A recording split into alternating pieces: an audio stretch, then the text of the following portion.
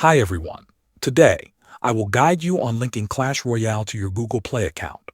First, open Clash Royale on your device and wait until the game fully loads. Once the main screen appears, look for the gear icon in the top right corner and tap it to open the Settings menu.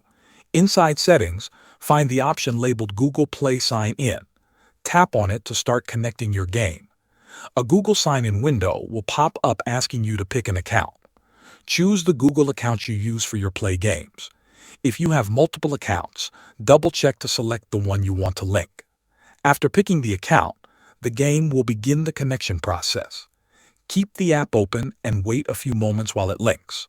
Once the connection is successful, a confirmation message will appear on your screen. Your Clash Royale progress is now safely backed up to Google Play.